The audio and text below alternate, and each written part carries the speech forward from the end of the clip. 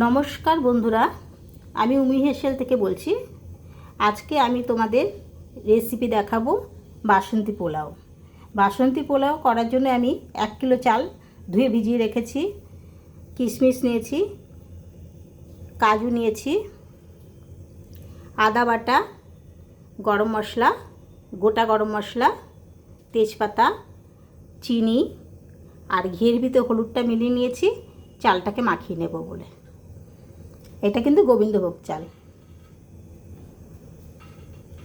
গোবিন্দভোগ চালের ভিতরে আমি হলুদ মাখা ঘিটা দিয়ে দিলাম, আদা বাটা দিয়ে দিলাম,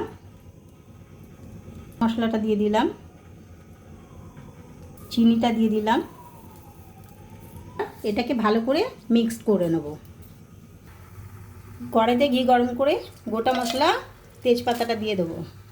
এবার চালটা দিয়ে দেবো। এবার 5 মিনিট আমি চালটাকে ভেজে নেব।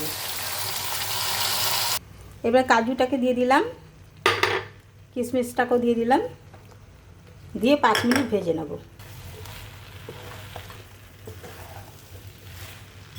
আমার ফ্রাইটা হয়ে গেছে। যখন দেখবেন রাইস থেকে ঘি গরম মশলার সুগন্ধ বেরোচ্ছে, তখন মনে করবেন এটা হয়ে গেছে। এবার আমি এর ভিতরে গরম জল মিশিয়ে দেবো। মানে 3 কাপ যদি চাল থাকে তাহলে 6 কাপ জল দেবেন। একটু করে এবার এটা মিডিয়াম আঁচে 10 মিনিট ঢাকা দিয়ে রেখে দেবো। জলটা ফুটে উঠলে স্বাদ অনুযায়ী নুনটা দিয়ে দেবেন।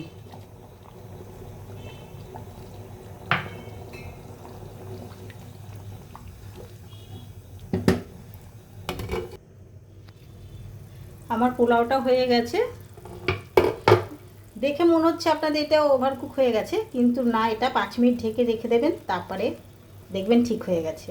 আমি এটা সার্ভ করে দেখাচ্ছি। হ্যালো বন্ধুরা, আমার বাসন্তী পোলাওটা হয়ে গেছে, তোমাদের সার্ভ করে দেখিয়ে দিলাম। আর তার সাথে এই খাসির মাংসটা করেছিলাম কষা, পোলাওর সাথে মাংসটা। এটা আমার আগে করা আছে, তোমরা দেখে নেবে, আমার চ্যানেলে দেওয়া আছে কষা মাংসটা। আর তোমাদের যদি এটা ভালো লেগে থাকে তাহলে তোমরা সাবস্ক্রাইব করবে, লাইক করবে, কমেন্ট করবে। থ্যাংক ইউ, ধন্যবাদ।